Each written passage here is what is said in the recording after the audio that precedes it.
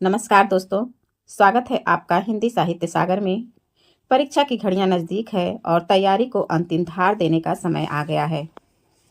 आज के इस एग्जाम बूस्टर सेशन में हम उन सभी महत्वपूर्ण प्रश्नों और तथ्यों पर चर्चा करेंगे जो आपकी सफलता की राह आसान बनाएंगे। चलिए शुरू करते हैं। और यह जो एग्जाम बूस्टर क्लास है आपके कॉन्फिडेंस को बढ़ाने और उन बारीक चीज़ों को कवर करने में सहायक होगी जो अक्सर परीक्षा में छूट जाती है। तो आइए हम लोग बिना समय गवाए शुरू करते हैं। तो आज का पहला प्रश्न है, देखते हैं कि सिद्ध हेम शब्दानुशासन किसका ग्रंथ है, कैसा ग्रंथ है? तो यह व्याकरण ग्रंथ है। और किसका है? तो हेमचंद्र का है। हेमचंद्र का है। आगे है कि रचना काल के अनुसार कवियों का सही अनुक्रम है। तो पहले सरहप्पा आएंगे, फिर लुईपा, फिर पुष्पदंत और उसके बाद अब्दमाण। अगला प्रश्न है कि यंद्री का लड़बड़ा, जिह्वा का फूहड़ा, काछ का जति, मुख का सती, जो सतपुरुष उत्तमो कथी। गोरखनाथ की दृष्टि से सच्चा साधक वही है जो क्या है? जो संयमी हो और इंद्रिय दमन करने वाला हो।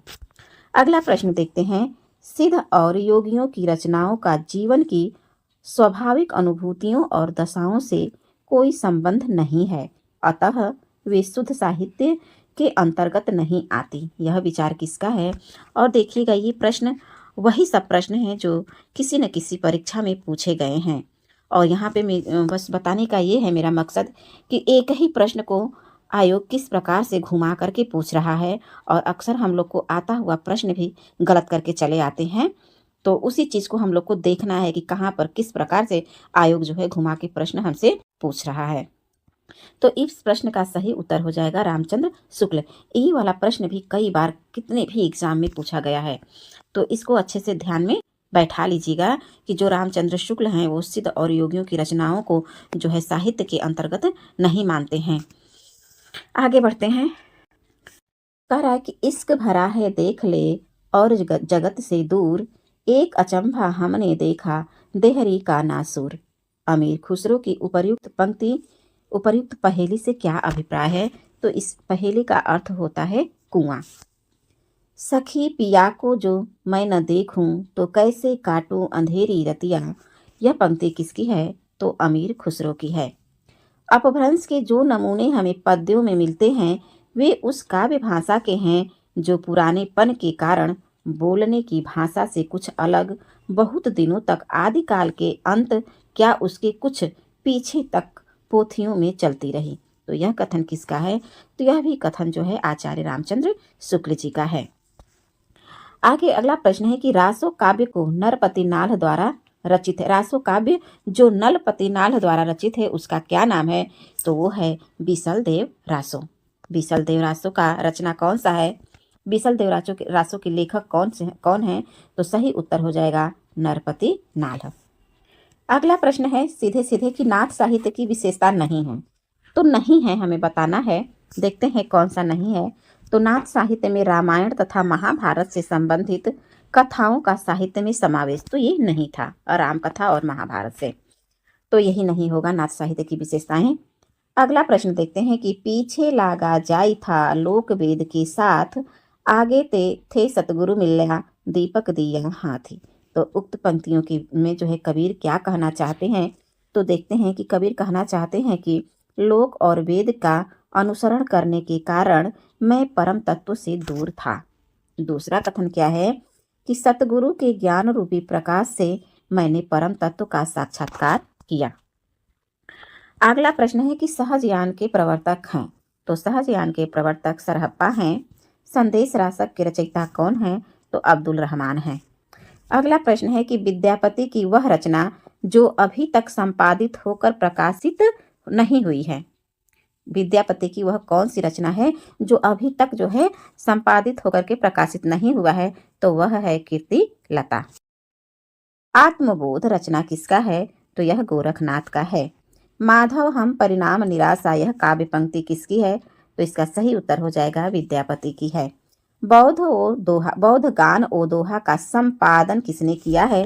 तो हरप्रसाद शास्त्री ने किया है। सिद्ध कवियों द्वारा प्रयुक्त भाषा को क्या कहा जाता है? तो इस प्रश्न का सही उत्तर हो जाएगा संधा भाषा। रासो काव्य जिसका मूल वर्ण विषय वीर न होकर श्रृंगार रस है, तो किसका है? तो यह बीसल देव रासो का है और बीसल देव रासो एक गेय रचना है। आल्हा खंड का दूसरा नाम क्या है? तो आल्हा खंड का दूसरा नाम परमाल रासो मिलता है, परमाल रासो। परमाल रासो काव्य कृति के कवि का नाम बताइए। तो ये परमाल रासो जो है जगनिक का रचना है, तो इस प्रश्न का सही उत्तर हो जाएगा जगनिक। अगला प्रश्न है कि अच्युत चरण तरंगिनी शिव सिर माल तिमाल हरि न बनायो सुरसरी की जो इंदव भाल, इस दोहे के रचनाकार का नाम बताना है। तो इस दोहे के रचनाकार हैं रहीम दास। अगला प्रश्न है कि पंडित चंद्रधर शर्मा गुलेरी ने पुरानी हिंदी का प्रथम कवि स्वीकार किया है। किसको स्वीकार किया है? तो इस प्रश्न का सही उत्तर हो जाएगा राजा मुंशी। हालात ए कन्हैया रचना किसकी है? तो अमीर खुसरो की है। हालात ए कन्हैया आदिकाल में प्रधानता रही है, तो रासो ग्रंथ की प्रधानता रही है। अगला प्रश्न है कि आचार्य हजारी प्रसाद द्विवेदी के अनुसार 14वीं 15वीं शताब्दी के हिंदुओं, मुसलमानों, सामंतों, शहरों, सेना के सिपाहियों और लड़ाइयों का जीवंत और यथार्थ वर्णन हुआ है, तो किस कीर्ति में हुआ है? तो जो ये कीर्ति लता है इसी में ये है, और इसी के विषय में जो है आचार्य हजारी प्रसाद द्विवेदी ने कहा है कि 14वीं 15वीं शताब्दी के हिंदुओं, मुसलमानों, सामंतों, शहरों, सेनाओं के सिपाहियों और लड़ाइयों का जीवंत और यथार्थ वर्णन हुआ है। तो ये विद्यापति की रचना है, कीर्ति लता में हुआ है। अगला प्रश्न है कि बीसल देव रासो में किस शैली का प्रयोग किया गया है? तो अभी मैं जस्ट इसके ऊपर वाले प्रश्न में भी बताई हूँ कि जो बीसल देव रासो है यह गेय पद शैली में लिखा गया है। जय मयंक जस चंद्रिका के रचयिता का नाम बताना है। तो इस प्रश्न का सही उत्तर हो जाएगा मधुकर कवि। किसके? जय मयंक जस चंद्रिका के। भविष्यत कहा के रचनाकार कौन हैं? तो धनपाल हैं। अगला प्रश्न है कि विद्यापति ने कुल ग्रंथों की रचना की है, तो कुल कितने ग्रंथों की रचना की है? तो देखिए जहाँ पे कुल शब्द आएगा, कुल ग्रंथों के बारे में पूछेगा, तो वहाँ पे सही उत्तर हो जाएगा 16। और अगर पूछेगा कि विद्यापति की प्रमाणिक ग्रंथ कितने हैं, तो वहाँ पे 14 उत्तर दीजिएगा। अगला प्रश्न है कि श्रृंगार काव्य है, तो देखिए श्रृंगार काव्य कौन है? तो ये बीसल देव रासो है। अभी ऊपर हम लोग एक विशेषता इसकी और देखे हैं कि बीसल देव रासो किस शैली में लिखा गया है, तो गेय पद में लिखा गया है। अगला प्रश्न है कि पुष्पदंत की रचना नहीं है, यहाँ पे पूछ रहा है। तो ये जो पवन चरियु है यह पुष्पदंत की नहीं है, बल्कि यह रचना किसकी है? तो स्वयंभू की है, स्वयंभू की है। आगे है कि सरहप्पा का संबंध है, तो सिद्ध साहित्य से है। शिलांकित कृति कौन सी है? तो राउरबेल है। शालिभद्र सूरी की रचना का नाम क्या है? तो इनकी रचना का नाम है भारतेश्वर बाहुबली रास।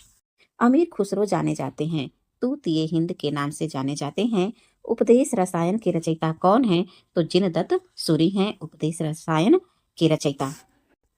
अगला प्रश्न है कि वह कवि जिसको अपभ्रंश का वाल्मीकि कहा जाता है, तो अपभ्रंश का वाल्मीकि स्वयंभू को कहा जाता है। वह कवि जिसको अभिनय जयदेव के नाम से जाना जाता है, तो वह विद्यापति हैं। व्याकरण ग्रंथ रचना है, तो जो उक्ति व्यक्ति प्रकरण है वही व्याकरण ग्रंथ है, और उक्ति व्यक्ति प्रकरण किसका है? तो दामोदर कवि का है। प्रबंध चिंतामणि के रचयिता का नाम मेरु तुंग है।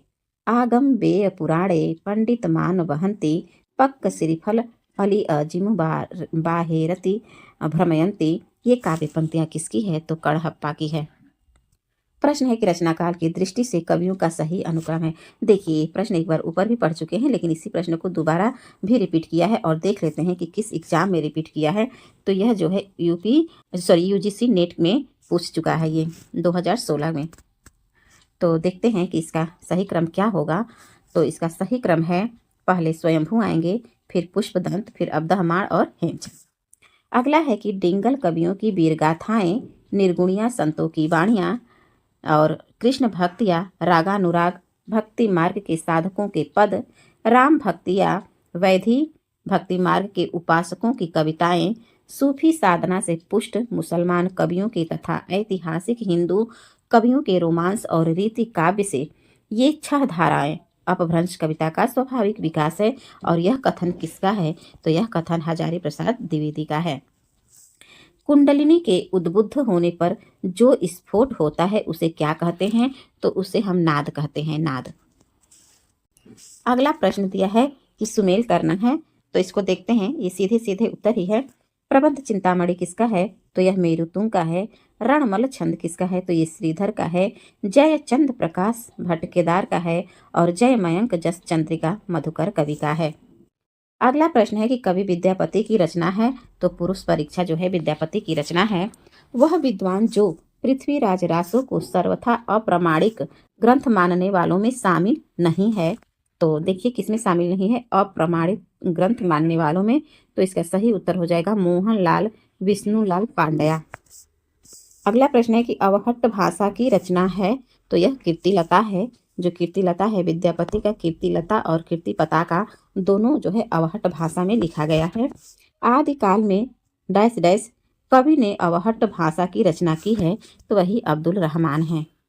वीर गाथा काल नाम से भी जाना जाता है। किसको जाना जाता है वीर गाथा काल नाम से? तो आदिकाल को। आदिकाल नाम जो है हजारी प्रसाद द्विवेदी ने दिया है, तो वहीं पे वीर गाथा काल नाम जो है आचार्य रामचंद्र शुक्ल जी ने दिया है। अगला प्रश्न है कि वर्षा ऋतु में गाया जाता है, तो आल्हा वर्षा ऋतु में गाया जाता है। प्रश्न है कि वे रचनाकार जिनकी भाषा को संध्या भाषा कहा जाता है, तो वो है बौद्ध सिद्धों की भाषा को। अगला प्रश्न है कि 12 बरस लो कुकुर जीवे और 13 लो जिए सियार, बरस 18 छत्री जीवे आगे जीवन को धिकार। तो ये पंक्तियां रासो किस रासो काव्य की है? तो यह परमाल रासो की है। आदिकालीन साहित्य में वीर रस की रचनाओं में प्रयोग किया गया है, तो क्या किया गया है? डिंगल भाषा। आदिकालीन में जो वीर रस की रचनाएं होती थी उसमें जो है डिंगल भाषा का प्रयोग किया गया है। अगला प्रश्न है शब्दानुशासन के लेखक हैं, तो इसका सही उत्तर हो जाएगा हेमचंद्र हैं। खालिक बारी किसकी रचना है? तो अमीर खुसरो की है। अपभ्रंश को पुरानी हिंदी किसने कहा है? तो चंद्रधर शर्मा गुलेरी ने कहा है। राउल वेल रचना जो है रोडा कवि का है। रासो शब्द की उत्पत्ति रसायन से किसने मानी है? तो आचार्य रामचंद्र शुक्ल ने मानी है। आगे है आदिकालीन रचनाओं का सही अनुक्रम बताना है, तो पहले भारतेश्वर बाहुबली रास आएगा, फिर उस स्थूली भद्र रास आएगा, उसके बाद नेमिनाथ रात और संगीत रत्नाकर आएगा। पौम चरियू किसकी रचना है? तो स्वयंभू की है। 10वीं शताब्दी के कवि कौन है? तो पुष्पदंत हैं। दोहा कोश किसकी रचना है? तो सरहप्पा की है। प्रश्न है कि रचना काल की दृष्टि से कृतियों का सही अनुक्रम है क्या है? तो पहले कुवलय माला कथा आ जाएगा जो उद्योतन सूरी का है, फिर उसके बाद राउरवेल आएगा जो रोडा कवि का है, फिर उसके बाद उक्ति व्यक्ति प्रकरण आएगा जो दामोदर कवि का है, फिर उसके बाद वर्ण रत्नाकर आ जाएगा। अगला है सरहप्पा का संबंध सिद्ध साहित्य से है। अपभ्रंश का मुख्य छंद कौन सा है? तो दोहा छंद है। परमात्म प्रकाश के रचनाकार कौन है? तो योगींद्र या जो इंदु मिलता है, तो परमात्म प्रकाश जो है जो इंदु का है। सब रस के रचनाकार कौन है? तो मुल्ला वजही हैं। हठ योग का प्रभाव पड़ा था गोरखनाथ पर पड़ा था। कुवलय माला कथा के रचनाकार उद्योतन सूरी हैं। अब दहमाड़ की रचना संदेश राजक है। 8वीं शताब्दी के कवि नहीं हैं, तो हेमचंद्र नहीं है, और हेमचंद्र का समय कब है? तो 12वीं शताब्दी है। पुष्पदंत की प्रबंध रचना जो है राय कुमार चरियू हैं। मैथिली हिंदी में रचित गद्य की पहली पुस्तक क्या है? तो वर्ण रत्नाकर है। सिद्धों की साधना में शून्य का पूरक तत्व क्या था? तो ज्ञान था। शून्य का पूरक तत्व ज्ञान। व्याकरण ग्रंथ के रूप में प्रतिष्ठित है, तो उक्ति व्यक्ति प्रकरण है। काल क्रमानुसार सही संगति क्रम क्या होगा? तो पहले कुवलय माला आएगा, फिर राउरवेल आएगा, उक्ति व्यक्ति और कीर्तिलता। देखिए ये प्रश्न कई बार पूछा जा चुका है और देखते हैं कि किस परीक्षा में पूछा है। तो देखिए यूपी पीजीटी में पूछा है और 2000 में पूछा है यह प्रश्न, और इसके पहले भी देखे थे इस प्रश्न को कब यूजीसी नेट में पूछा था 2012 में। तो यही प्रश्न देखिए बार बार पूछ रहा है। अगर आगामी परीक्षा में पूछेगा तो यहाँ से आप लोग कोशिश करिएगा कि ये प्रश्न दोबारा गलत ना हो। आगे बढ़ते हैं। अगला प्रश्न है कि कालक्रम की दृष्टि से सबसे पुराने कवि कौन हैं? तो वो विद्यापति हैं। गोरखबानी नामक पुस्तक के संपादक कौन हैं? तो पीताम्बर दत्त बड़सवाल हैं। गोरखबानी नामक पुस्तक के संपादक हैं डॉक्टर पीताम्बर दत्त बड़सवाल। वह ग्रंथ जिसमें चंद बरदाई को छप्पयों का राजा कहा गया है, तो वह है शिव सिंह सरोज। वो ग्रंथ है शिव सिंह सरोज में ही जो है चंद बरदाई को छप्पयों का राजा कहा गया है। और ऐसे प्रश्न पूछतेगा कि किसने कहा है, तो शिव सिंह सेंगर ने कहा है कि जो कि शिव सिंह सरोद जो है वह शिव सिंह सेंगर की ही रचना है, इतिहास ग्रंथ है। अगला प्रश्न देखते हैं। आदिकालीन काव्य ग्रंथों में कथा कहने की परंपरा को लक्ष्य करके पृथ्वीराज रासो के संदर्भ में डैश डैश है कि आलोचक ने लिखा है, मतलब किस आलोचक ने लिखा है। देखिए क्या लिखा है कि कथा की परीक्षा इतिहास की दृष्टि से नहीं, काव्य की दृष्टि से होनी चाहिए। पुरानी कथाएं काव्य ही अधिक है, पुरानी कथाएं काव्य ही अधिक है, इतिहास वे एकदम नहीं है। तो यह कथन किसका है? तो हजारी प्रसाद द्विवेदी का है यह कथन। अगला प्रश्न है कि सिद्ध साहित्य के प्रथम कवि कौन है? तो सही उत्तर हो जाएगा सरहप्पा है। प्रश्न है कि कौल ज्ञान निर्णय के रचनाकार कौन है? तो मत्स्येंद्र नाथ हैं। अपभ्रंश प्रभावित हिंदी रचना किसकी है? तो भारतेश्वर बाहुबली रास है अपभ्रंश प्रभावित रचना। रासो साहित्य का दूसरा नाम क्या है? तो चारण साहित्य है रासो साहित्य का दूसरा नाम। आदिकाल को सिद्ध सामंत युग किसने कहा है? तो राहु सांकृत्यायन ने कहा है। आदिकालीन हिंदी काव्यधारा में उपलब्ध नहीं है, सिख साहित्य उपलब्ध नहीं है। आदिकालीन साहित्य का प्रमुख रस है वीर रस। अपभ्रंश का वाल्मीकि स्वयंभू को कहा जाता है। हिंदी साहित्य के प्रारंभिक काल को वीर गाथा काल आचार्य रामचंद्र शुक्ल ने दिया है।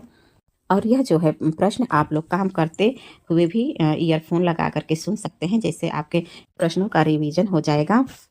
अगला प्रश्न है कि चंदबरदाई दरबारी थे, किसके दरबारी थे? तो महाराज पृथ्वीराज चौहान के दरबारी थे। पृथ्वीराज रासो किस कवि की रचना है? तो चंदबरदाई की है।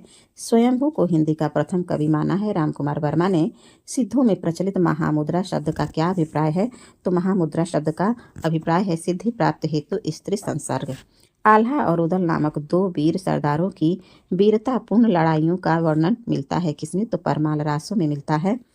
नाथ पंथ के प्रणेता थे गोरखनाथ।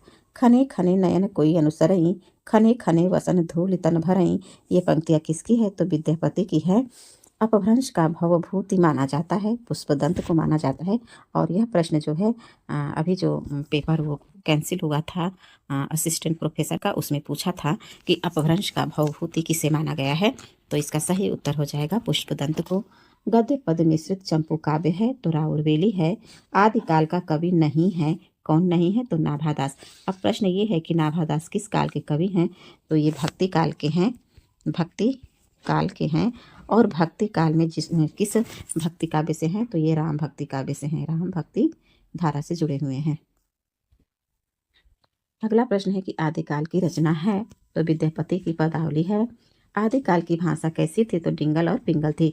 डिंगल में जो है वीर परक कविताएं लिखी जाती थी और पिंगल में श्रृंगारिक रचनाएं लिखी जाती थी।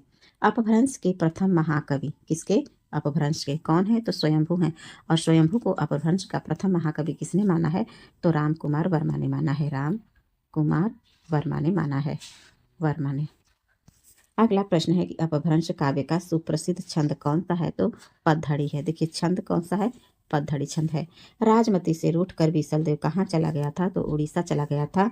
वह ग्रंथ किसमें लिखा गया है कि अग्नि परीक्षा के बाद सीता जैन धर्म में दीक्षित हो जाती हैं? तो वह ग्रंथ है पवनचरिऊ।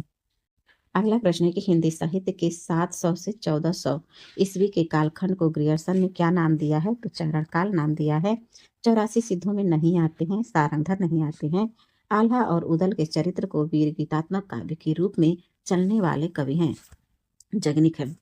पंच पांडव चरित्र रास के रचयिता शालिभद्र सूरी हैं। भविष्यत कथा धनपाल का है।